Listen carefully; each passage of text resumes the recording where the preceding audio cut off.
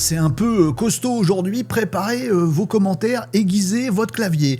L'actu du web, du digital, de l'intelligence artificielle et de la tech de ce joyeux vendredi 16 janvier 2026, c'est maintenant. Assurez-vous d'être bien abonné à cette chaîne, Renaud Décode, très bien. Plein de formats sympas et surtout des actus qu'il ne faut pas louper pour se tenir à la page de ce monde de brut. Voilà donc la revue d'actu du jour et on commence par un sujet qui va diviser. Donc je vous demande officiellement de vous surveiller. Dans les commentaires. Je sais qu'il y a des trucs dans ces actus, moi je le sais, je vous l'ai pas encore dit, mais voilà, je le sais, il y a des trucs dans les actus qui vont diviser, voilà, il y en a qui vont s'élever contre, etc., etc. Restez polis et courtois, constructifs dans les commentaires, soyez pas d'accord si vous n'êtes pas d'accord, mais on reste poli et courtois. On verra si ça marche, à vous de jouer. Attention, actu numéro 1, c'est y part. Allez, on va reparler de l'affaire Grok. Oui, je mets à la une cette affaire-là parce qu'en fait, elle est un petit peu plus complexe que ce qu'on peut imaginer, ce que je vois partout, notamment dans les médias qui ont quand même, les médias classiques, l'habitude de caricaturer un petit peu des sujets. L'affaire Grok, c'est quoi ? Grok, c'est l'intelligence artificielle de xAI, Elon Musk.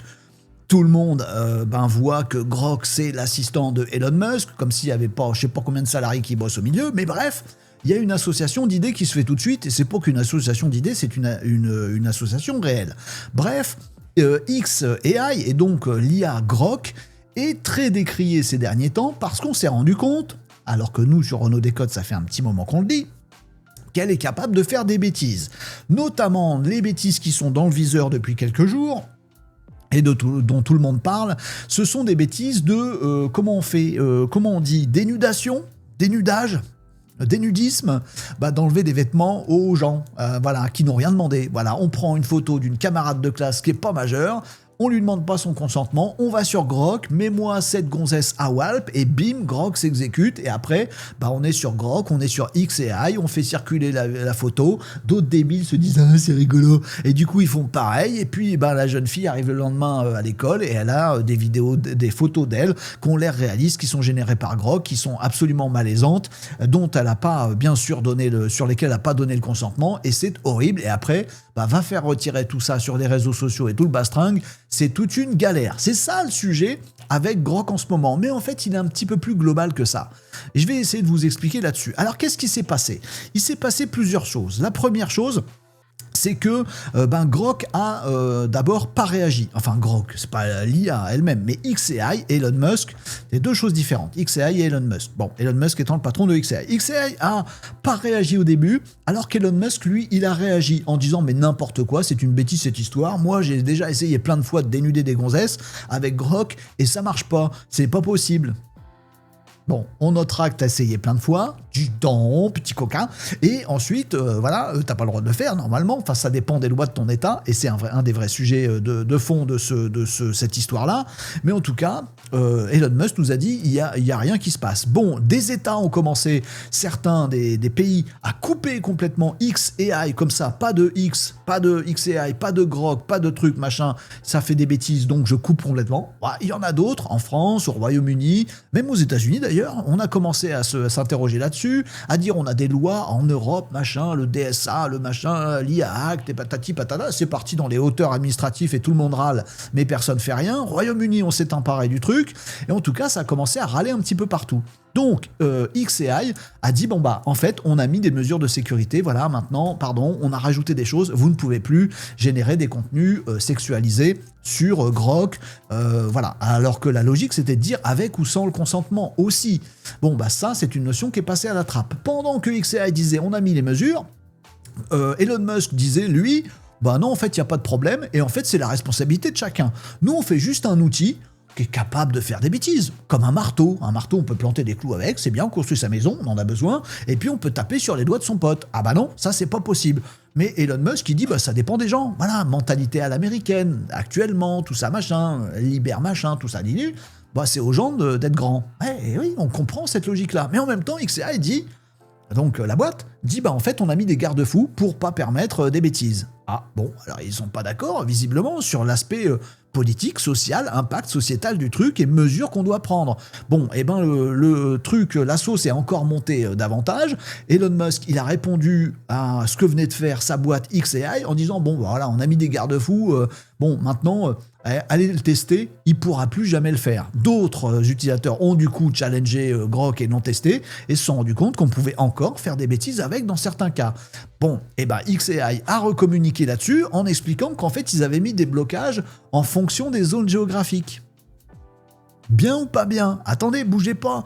Bah oui, comme il y a tel état qui se plaint, et ben chez lui, on va mettre un truc, une surcouche dans le système prompt en fait, tout simplement de Grok pour que ils disent non quand on lui demande de faire des bêtises. Par contre, dans tel état ou dans tel pays, bah en fait, eux ils se sont pas plaints, donc on va pouvoir le faire. En fait, ce que fait Grok et ce que fait Elon Musk, avec leur dissonance à tous les deux, qui est quand même assez bizarre, c'est de dire, on n'est pas là pour faire une IA qui soit vertueuse, qui soit meilleure, qui soit sympa, qui puisse diriger l'humanité vers un avenir plus serein, plus zen, plus sérieux, où on fait pas de bêtises, sachant qu'ils ont prouvé qu'ils pouvaient le faire. Vous pouvez dire, vous pouvez profiter de tout ce que Grok vous propose, un super marteau pour planter des clous, mais au moment de taper sur le doigt du copain, hop, ça va s'arrêter à 2 mm et pas lui taper dessus. Ils savent le faire. On a un outil parfait. Pas dans la logique interdire les marteaux, non, mais dans la logique marteau intelligent qui fera pas mal aux humains. Ils savent le faire, mais ils décident de pas le faire. Tout simplement, ils décident que non, leur IA va permettre de ça, mais ce qu'on va faire par contre, c'est éviter les problèmes. Des États qui commencent à nous menacer d'amende, bah chez eux, on va mettre le garde-fou qui empêche. Le truc est bizarre. Donc on laisse un outil qui peut être potentiellement dangereux, on sait qu'il est dangereux, on sait comment l'arrêter, mais on le fait que pour éviter les problèmes plutôt que de faire une IA qui soit un peu plus vertueuse. C'est là où j'ai un petit problème de dissonance entre ce que dit Musk, ce que fait et dit xAI et aussi ce que font les États en face. Puisque je vais vous citer 3 exemples assez marquant là-dessus, mais tous les États du monde sont en train de se positionner là-dessus, parce que c'est un vrai sujet fondamental sur l'IA et ce qu'elle doit être demain. Voilà, alors je vous la fais très très courte, mais le Royaume-Uni, par exemple, vient de voter une loi qui interdit de créer ou de demander de créer des deepfakes intimes sans consentement. Le Royaume-Uni dit, le mec qui essaye de taper sur le doigt de son pote ou qui tape sur le doigt de son pote, c'est pas de la faute du pote, c'est pas de la faute du marteau, c'est de la faute du mec qui a décidé de taper. On n'a pas le droit de demander à faire des bêtises ou de faire des bêtises. Moi, je trouve ça tout à fait logique, propre à nos cultures. Nous, en Europe, c'est comme ça qu'on fait. Tu peux faire ce que tu veux, mais il y a des lois qui disent si tu fais cette bêtise-là, ben en fait, tu n'avais pas le droit de le faire, ça peut mal finir. Ouais, mais j'aime bien cette logique-là. En France, nous, on dit, on a la DSA, on a l'ARCOM, on a l'IACT, on a l'Europe, machin truc. Alors nous, ce qu'on va faire, c'est dire aux gens qui peuvent, s'ils veulent, poser une plainte à l'ARCOM s'ils sont victimes de ce genre de truc. Vous a mis à Walp sans votre consentement. Vous pouvez faire remonter une demande qui fait que ça va remonter aux instances administratives du truc, qui va prendre les règles de machin pour peut-être dans 2 ans infliger une amende à xAI qui, si elle est payée, finira dans les caisses de l'État et pas chez vous. En gros, No Man's Land, truc administratif par étage. En France, c'est ma vision des choses, vous me direz en commentaire ce que vous en pensez, mais on est infoutu de faire une loi simple. Voilà, ça part dans des trucs, c'est international, c'est machin, c'est Europe, c'est bidule, c'est etc. En fait, on protège personne, on n'empêche personne, mais on dit, bon bah dites-nous s'il y a des bêtises, comme ça on pourra foutre une amende à xAI qui partira dans les caisses de l'État. Pendant 2 ans, vous serez quand même à Walp sur Internet. Qu'est-ce qu'on y peut ? Très bizarre la position de la France alors qu'on pourrait faire, à mon avis, comme le Royaume-Uni. Et 3e exemple, c'est celui des États-Unis. Alors ceux-là, ils m'ont fait marrer puisqu'il y a le Sénat américain qui vient de voter à l'unanimité un Defiance Act. Le fait de pouvoir dire, alors ça c'est à l'américaine, c'est justice à l'américaine, de dire si vous êtes victime de ce genre de truc, donc pas le coupable, où on dit que c'est pas bien, la victime, si elle est pénalisée par un truc comme ça, on a fait une photo de moi sans mon consentement, machin truc, on l'a générée, patata, elle est partie sur les réseaux, alors n'importe quelle victime va pouvoir saisir la justice américaine et attaquer directement le mec qui a créé. Donc là, on est un peu plus dans la logique Elon Musk, c'est pas l'outil qui compte, c'est ce qui a été fait avec, mais on n'est pas dans la logique c'est pas bien de le faire, on est dans la logique on peut le faire. Par contre, si on vous le fait à votre dépens, bah vous pouvez saisir n'importe quelle cour de justice, faire interdire immédiatement et faire condamner le gars. Dites-moi ce que vous pensez de ça, parce que ça nous dit comment il faut, ou comment on peut et comment on devrait réguler l'IA demain. Avec cet exemple-là, qui est celui de Grok, Elon Musk, xAI, mais à mon avis, ça dit beaucoup de ce qu'on devrait ou pas faire demain. Je suis très curieux d'avoir votre avis là-dessus. Je rajoute un dernier truc, ça fait un peu tuto, débat, explication, cette actu qui est trop longue, mais je la trouve très très intéressante pour nous sociétalement dans l'avenir. Dernier point là-dessus, il y a une chose que tout le monde oublie, c'est que une IA comme Grok, capable de vous mettre à Walp, c'est qu'elle a été entraînée sur des données de gens à Walp. Il existe sur cette planète certains modèles qui ont été entraînés par leurs éditeurs, qui ont filtré ces données-là. Voilà toutes les données d'entraînement qui vont me permettre de faire le modèle. Ouloulou, tous les trucs un peu tous les trucs, je les enlève et ça ne sert pas à entraîner mon modèle. Du coup, qu'est-ce qui se passe ? Le modèle, il ne sait pas générer des corps à Walp parce qu'il n'en a pas vu dans son entraînement, il ne sait pas le faire. Peut-être qu'il faut les brider de base. D'autres modèles décident de prendre quelques images comme ça. Midjourney, c'est le cas. Par contre, ils ont plein d'axes dans l'entraînement qui suit l'exploitation de ces données et la construction du LLM. Dans l'entraînement, ils ont dit qu'à chaque fois, tel truc, c'était pas bien. Voilà, Walp, pas bien. Ils ont entraîné le modèle pour qu'il ne veuille pas faire ce genre de choses. Et puis d'autres mettent des sécurités a posteriori, voire sur des régions et pas d'autres, comme le fait Grok. J'ai très très envie que vous me partagiez, que vous connaissiez l'IA, c'est l'envers du décor et tout ça, ou pas, que vous me partagiez votre avis là-dessus. Ça me semble fondamental pour l'avenir de l'humanité aux côtés de l'IA. Ce truc est inévitable, on va tous bosser avec l'IA, et j'aimerais bien que l'humanité, avant les États ou avant les éditeurs, se prononce en disant nous, ce qu'on aimerait bien, c'est telle voie. Dites-moi ce que vous en pensez. Moi, je vote Royaume-Uni, perso, mais ma voix compte que pour un. À vous de me dire en commentaire. Le Pentagone a choisi également l'intelligence artificielle Grok pour être l'IA de ses armées. Voilà, je laisse un petit silence juste pour que vous cogitiez au truc. Ouais, vous allez me dire que je tape encore sur Grok. Écoutez, on vient de faire une actu à l'instant, vous décrivant tout ce qui se passe autour de Grok en ce moment, qui a été entraîné sur des images olé olé et qui est capable de faire des images olé olé ou des versions olé olé d'une image de votre collègue à qui vous n'avez pas demandé le consentement pour la mettre à Walp sur Internet. Bref. Grok, c'est aussi ça, c'est aussi plein de trucs super, c'est un modèle hyper performant, il est entraîné très différemment des autres, notamment sur des données de X, etc. Bref, c'est un modèle un peu à part, Grok de chez xAI. Et bien ce modèle-là, qui fait tout un foin en ce moment, il vient d'être intégré aux différents services du Pentagone, l'armée américaine. L'armée américaine va utiliser Grok. Non, je vous vois venir. Pas pour faire des photos des ennemis à Walp. Ça peut être une façon de faire la guerre qui peut être plus rigolote qu'actuellement, remarquez. Bon, je ne sais pas. Non, ça va être intégré, bien sûr, aux différents services pour faire de la compilation d'informations, pour faire tout ce qui est wargame, etc., pour faire aussi tout un tas de résumés d'exploitation, etc. Bien sûr, on nous explique au sein du Pentagone que Grok sera intégré dans un service très, très à part, très, très... fermé au sein de l'armée américaine, bien sûr, que ce ne sera pas les serveurs publics, que ce ne sera pas le même modèle, qui ne sera pas réentraîné, réappris de la même façon, qu'il aura d'autres barrières, qui sera journalisé, on saura exactement ce qu'il fait, ce qu'il ne fait pas, on va faire très très attention. Mais je vous donne l'info parce que ça peut interroger. Alors attention, je n'ai pas dit que Grok serait la seule IA du Pentagone, puisque le Pentagone a fait son marché, sachez-le. Ils utilisent depuis très longtemps l'IA dans tous leurs services, également dans l'administration américaine. L'administration américaine a choisi du ChatGPT, d'OpenAI, pour tout ce qui est gouvernemental. Il y a ça. L'armée américaine, en socle d'IA, elle a Gemini. Voilà. Sur d'autres services, ils ont aussi d'autres acteurs, comme Anthropic sur certaines choses.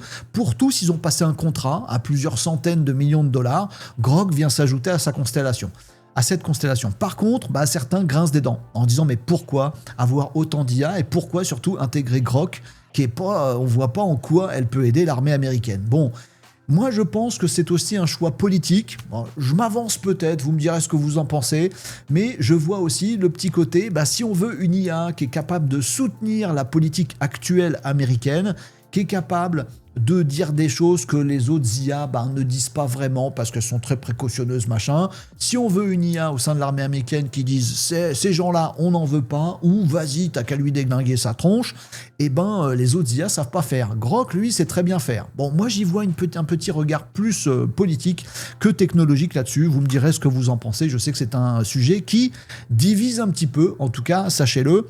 Il y a des pays qui se mettent à bloc à l'IA dans leurs services.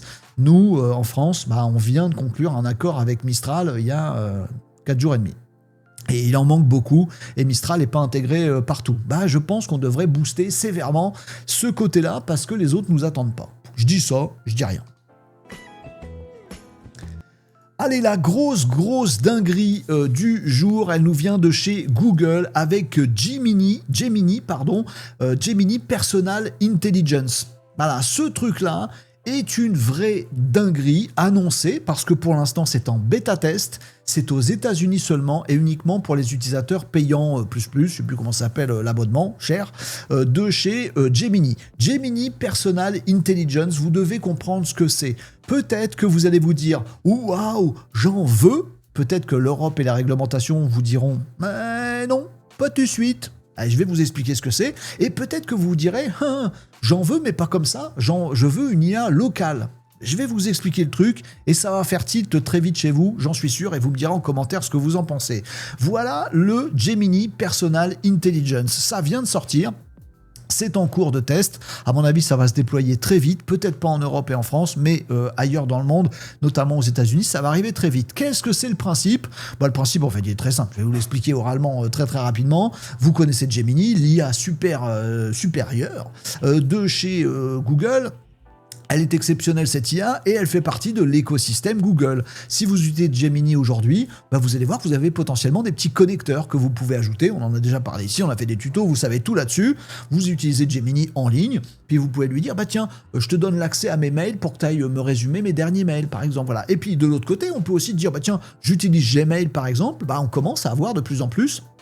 Ça aussi, c'est en train d'arriver, pas en France, mais ça arrive très vite, de l'IA de plus en plus intégrée dans votre Gmail. Donc, dans votre IA Gemini, on a un connecteur possible Gmail et autres outils, un Google Calendar, machin, et dans ces outils-là, genre Gmail, on met de l'IA. Bon, et là, on vient d'avoir la fusion ultime de tout ça avec ce Gemini Personal Intelligence. Le pari, il est très simple, c'est Google qui vous dit, vous savez, en fait, les données qui vous concernent, votre petite vie individuelle ou professionnelle, tout ce qu'il y a dans votre Google Calendar, dans votre Gmail, dans vos Google Docs, dans absolument tout, même vos données un petit peu personnelles, genre vos habitudes de consommation de YouTube, les musiques que vous aimez bien sur YouTube, les petits trucs que vous regardez régulièrement en short sur YouTube, voilà, tout ce que vous utilisez de la galaxie Google, en fait ces données-là, on les a chez nous, sur nos serveurs. Alors on va faire un truc, on va donner de la puissance à notre Gemini, on va l'appeler Personal Intelligence. Rassurez-vous qu'on nous dit, vous aurez une petite case à cocher, c'est-à-dire que vous devez explicitement dire oui, j'enclenche Gemini Personal Intelligence. On nous dit que sinon ce ne sera pas activé par défaut. Et si vous faites ça, vous passez dans l'autre dimension où le Gemini qui vous sert, il se sert lui de toutes les données que Google, l'entreprise gigantesque, a sur vous, sans que vous ayez besoin de connecter des trucs qui sont chez vous. Non, ils ont déjà les données chez Google, plein de données sur plein de services de vous. Ils vous disent donc, si vous voulez maintenant Gemini, vous continuez à l'utiliser en ligne tranquillement, mais nous de notre côté, on sait quelles sont vos habitudes, on sait quels sont vos mails, on sait que vous avez envoyé un mail à votre maîtresse il y a 2 ans pour lui dire que Tahiti ce serait une destination exceptionnelle et que hier vous avez vu une vidéo sur Tahiti et que vous êtes resté jusqu'au bout et que ça vous a plu et que dans votre Google Calendar, dans un an, il y a rappelé Micheline pour lui reparler de Tahiti. Comme je sais tout ça, je vais pouvoir vous recommander votre meilleure vie, ou la pire, je ne sais pas. Vous voyez le truc ? On a déjà vos données, on va les exploiter chez nous. En gros, c'est comme si Gemini faisait un RAG personnel, alors c'est pas le cas concrètement, mais faisait un peu une petite base de données, alors, il va puiser au gré des bases de données, il constitue pas une base de données juste pour vous, mais c'est un peu cette logique-là, c'est comme si vous aviez une base de données complémentaire à l'IA qui détient toutes vos informations et qui va permettre d'alimenter Gemini chez eux, dans leur cloud, sur leur serveur, pour vous servir de façon encore plus personnelle. Soit on est sur du Big Brother, parfaitement flippant, et vous vous dites « Ouh loulou, dans quoi j'ai mis le doigt ?»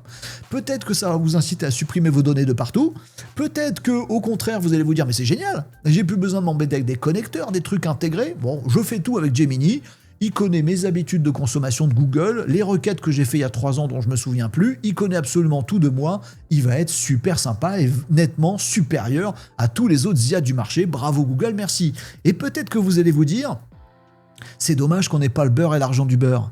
D'avoir une IA qui soit du marché, extrêmement performante. Tiens, qu'on ait fait des super contrats avec Mistral pour qu'on ait une IA, des modèles super performants, qu'on nous donne à nous gratuitement pour l'installer en local. Ça aurait été un bon move de l'Europe et de la France, n'est-ce pas? Ah oui, pour contrer tout ça.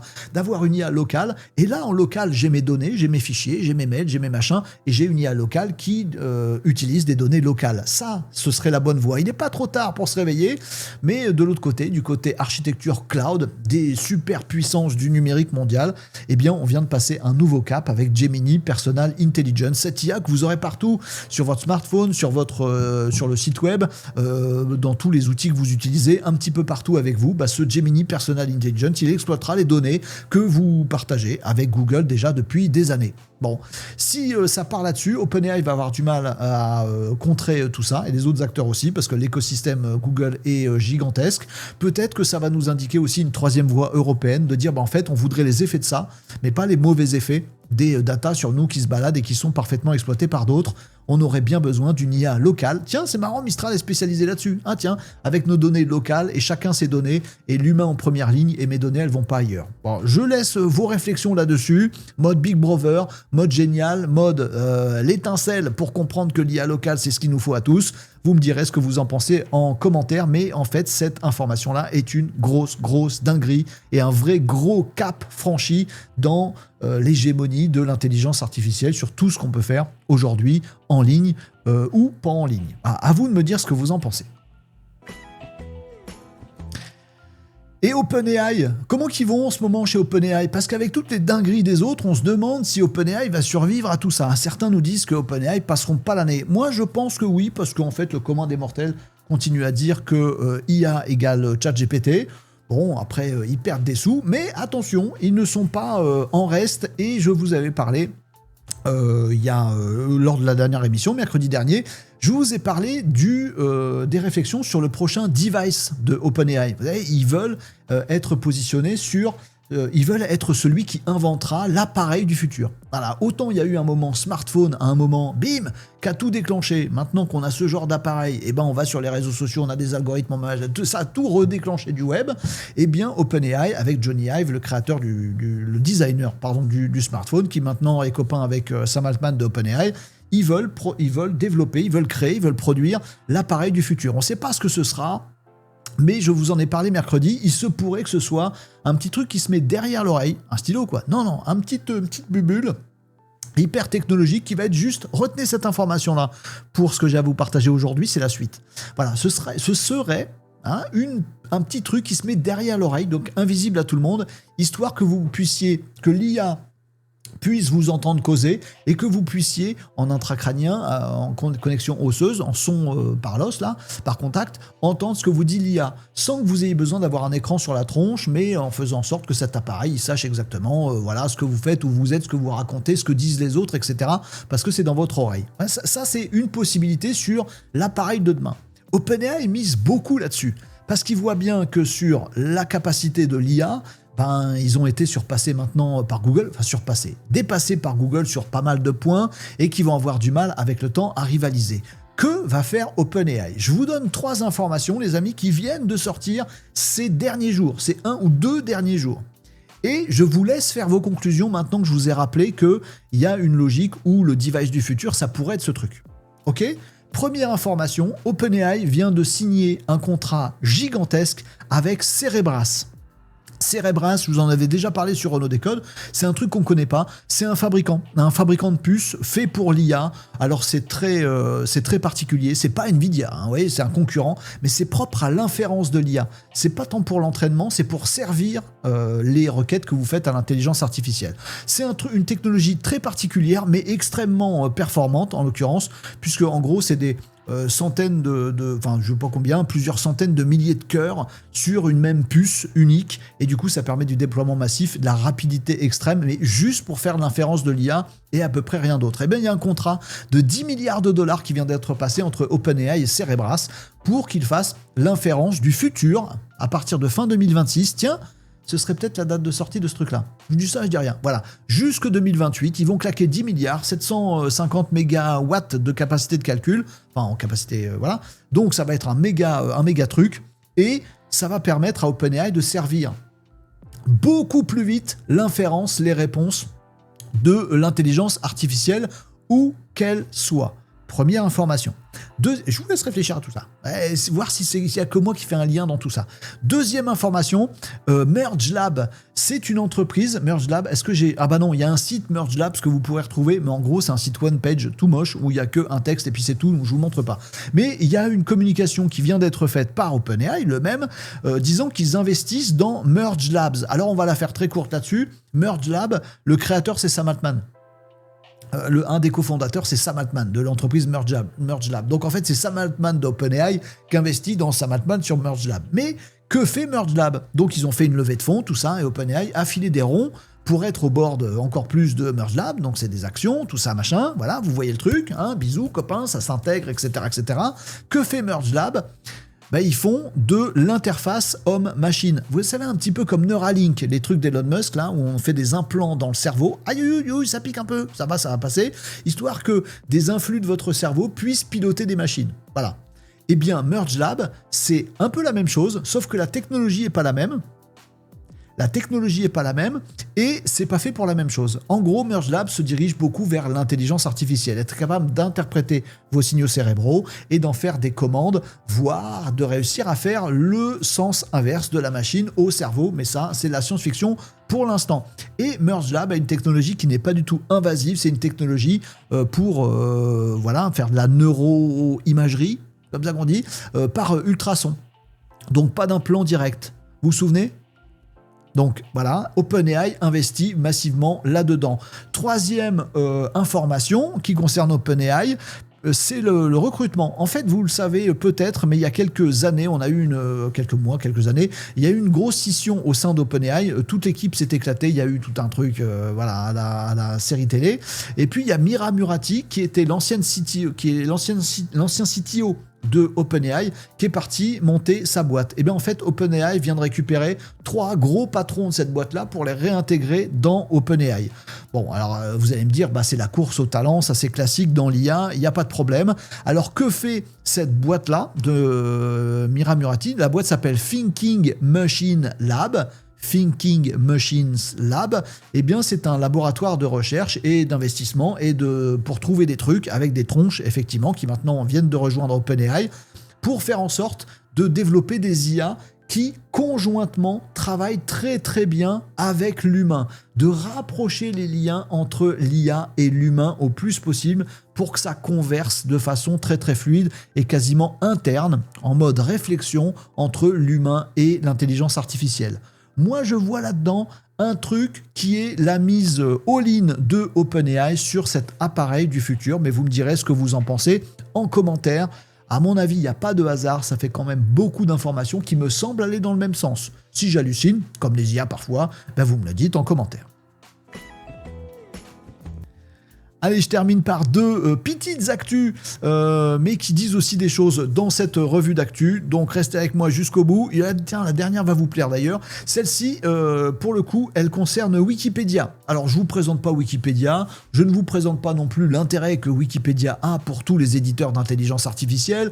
Wikipédia est une base de données gigantesque de à peu près tous les sujets, et tous rédigés par nous les petits humains, donc amendés par nous, corrigés par nous, modifiés par nous, créés par nous, donc en vrai langage humain d'humains qui se donnent la peine d'écrire des choses sur un sujet qu'ils connaissent, ou qu'ils connaissent pas, mais ce sera modéré par les autres, et on écrit avec notre langage naturel en toutes les langues de la planète, et on a Wikipédia en clair, de l'or en barre pour l'intelligence artificielle, et tous les éditeurs d'IA ne se sont pas privés pour scraper en priorité Wikipédia, la mine d'or de toutes les données écrites par des humains, gratuites, accessibles, allez hop, on siphonne tout pour entraîner nos intelligences artificielles. Wikipédia a fait les montagnes russes par rapport à ce sujet-là.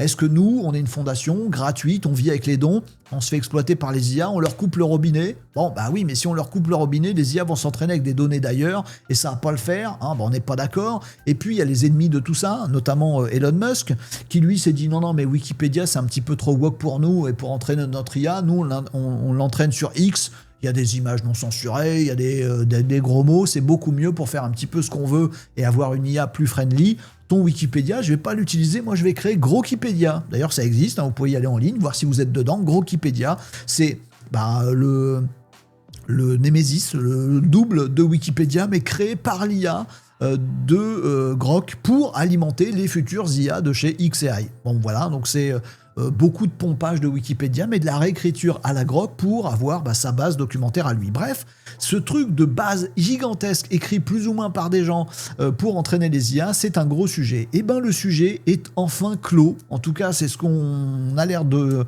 voir actuellement, puisque Wikimedia Foundation vient de passer un accord historique avec Ensemble, tous les gros éditeurs d'IA, y compris notre petit champion Mistral en France. Voilà, Microsoft, Meta, Amazon, Perplexity, Mistral, ils ont tous rejoint un dispositif qui avait été ouvert déjà par Google en 2022. Google soutenait déjà la partie Wikipédia en disant ouais, en fait c'est vrai. On vous a pompé toutes vos informations, on va faire un deal pour qu'on puisse y accéder simplement à vos informations pour entraîner nos futurs modèles encore et encore et encore. C'est que le début, d'accord. Et en retour, on vous versera des petits sous, on ne connaît pas les petits sous. Et bien tous ces acteurs-là viennent de passer le même type d'accord. On va disposer non pas de Wikipédia en mode je scrape tout comme un gros bourrin. Non, Wikipédia va mettre en place une vraie interface hyper rapide, connexion hyper directe avec ces gros éditeurs-là pour qu'ils puissent bien aspirer tout Wikipédia. Ah, ça a l'air tout pourri. Oui, mais en échange, ils vont pouvoir voir tout ce qui se passe là-dessus et être rémunérés et faire tourner la fondation Wikimedia en fonction de tous ces revenus-là. Alors ça partage bien sûr la communauté Wikimedia. Certains disent, en fait c'est cool, on a de la pérennité, on sert à quelque chose, et puis c'est aussi carrément la garantie que les IA de demain vont être entraînés avec les choses. On s'est donné la peine d'écrire. Et puis d'autres se disent, attends, on écrit gratuitement, on contribue, on n'est pas payé, on n'est pas rémunéré, et tout ça, ça va entraîner des IA de demain qu'on va nous faire payer par abonnement. C'est pas juste. Bon, le débat sur les modèles économiques n'est pas terminé, mais en tout cas, le débat sur l'utilisation de Wikipédia, voilà, les IA majeures occidentales, on va dire hors chinoises, vont utiliser proprement et bien comme il faut Wikimedia. Ça peut nous dire aussi que demain, si vous voulez être su et vu par les IA, il va falloir que vous ayez votre page Wikipédia, pardon. Ou alors, vous êtes dans le camp Grokipédia, et ça peut être rigolo aussi. En tout cas, voilà un sujet qui est en partie clos et qui va vous permettre de construire votre petit futur avec l'IA et les données que vous allez lui donner ou pas. Vous allez peut-être pas vouloir partager des trucs à Wikipédia. En tout cas, l'IA va être officiellement très entraînée par nos données à nous. Bonne chose, pas bonne chose, injustice, opportunité, vous me dites ce que vous en pensez en commentaire.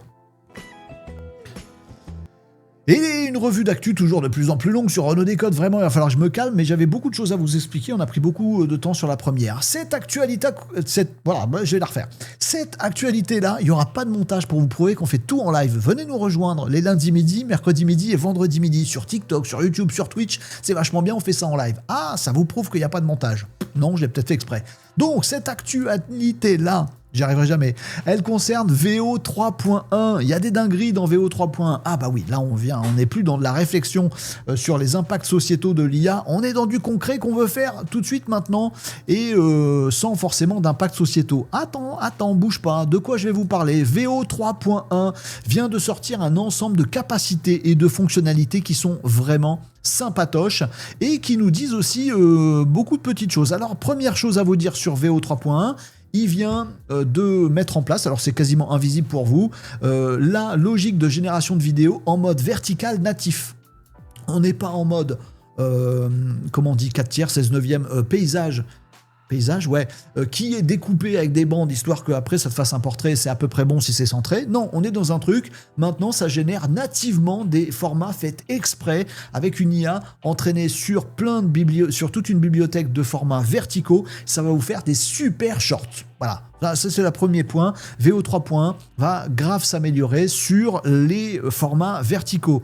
Deuxième chose, c'est le mode ingrédient que vous avez vu ici. Non, vous l'avez pas vu, je vous le montre ici rapido. C'est ce que je peux mettre de l'image un petit peu sans le son, sinon je vais me faire ban. Ingrédient veut dire, on met un petit, c'est quoi, c'est un raccoon. On met un raccoon, on met d'autres choses. Il va nous montrer ça dans la vidéo. On met d'autres éléments, par exemple un paysage, par exemple un type de lumière, par exemple un animal et un monsieur, et il nous mixe tout ça. En fait, cette logique-là, elle existe déjà dans d'autres IA génératives de vidéos. Elle existait très partiellement dans VO 3.1. Maintenant, elle arrive à BAL et on nous dit qu'elle est super fiable.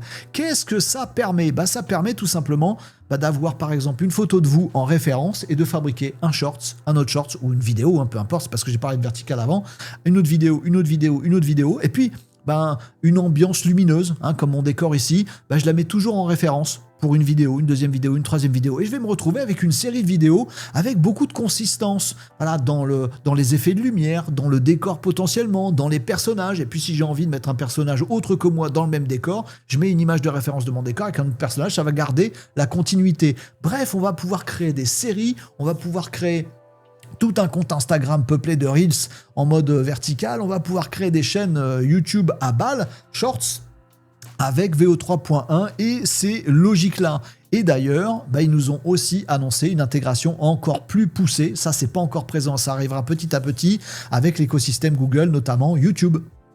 On va pouvoir très bientôt, en tant que créateur,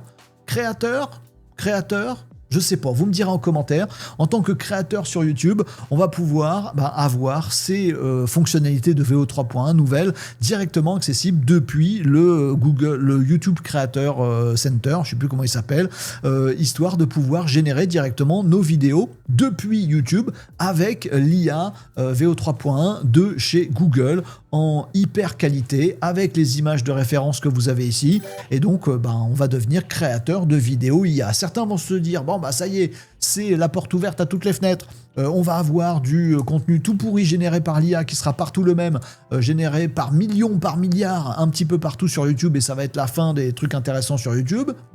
D'autres se disent non, en fait, parce qu'elles vont pas marcher, ces vidéos qui racontent rien, et que maintenant les créateurs vont pouvoir mettre en image leurs idées les plus dingos, les plus farfelues, sans avoir des moyens de montage, de production, des caméras, des machins, des acteurs. Ils vont pouvoir, avec ce truc-là, faire des vidéos super, alors que pour l'instant, ils sont bloqués avec juste leur idée dans leur tête. Bref, les camps vont encore s'affronter là-dessus. En tout cas, Google vous donne les moyens de faire ces tas de dingueries avec les nouvelles capacités de VO 3.1. Ça reste la version 3.1, mais nouvelles capacités et l'intégration très prochaine directement dans YouTube. Le monde bouge, et il bouge très vite. Voilà pour les actus très très longues. Je suis désolé, j'aurais pu faire plus court, mais je me suis un peu perdu sur la première actu. J'espère que vous m'en excuserez. Il y a le chapitrage que je mets à chaque fois dans les vidéos. Vous pouvez sauter sur le sujet qui vous intéresse le plus. Et merci d'avoir suivi ces actus. Et bravo à vous de vous tenir au courant de tout ça, parce que ça va très très vite. Il faut se tenir au courant de tout. Il y a à chaque fois à boire et à manger. Il y a surtout beaucoup à réfléchir. Et je compte sur vous pour réfléchir à ces sujets-là. On débattre également dans les commentaires. Venez nous retrouver sur le site web. À toute heure du jour et de la nuit, il y a toujours de la lumière, il y a plein de malinos sur renault-décode.fr si vous avez besoin d'aide, de support, de partage sur tout ce qui est IA et tout le reste, n'hésitez pas à le faire. Si vous avez besoin ou envie de formation, de vous former à l'IA, aux assistants, aux automatisations, à tout ça, sachez que vous avez sur ce même site, renault-décode.fr, un club qui vous permet d'avoir tous nos parcours de formation en e-learning. Ça coûte vraiment très peu cher, d'autant que vous avez un code coupon CADAL, K-A-D-A-L, que vous pouvez utiliser. Ça va vous coûter 30 balles et vous pouvez faire un gros step-up sur l'intelligence artificielle, tout savoir, tout comprendre, partir de zéro et arriver à un super champion avec tout un tas de choses qui sont aussi dans l'abonnement, donc profitez-en. Merci d'avoir suivi tout ça et je vous retrouve pour une nouvelle revue d'actualité. Pensez à vous abonner et à activer la petite cloche pour ne pas louper les prochaines informations. Nouvelle revue d'actualité web IA Digital Tech sur Renault Décode. À très bientôt.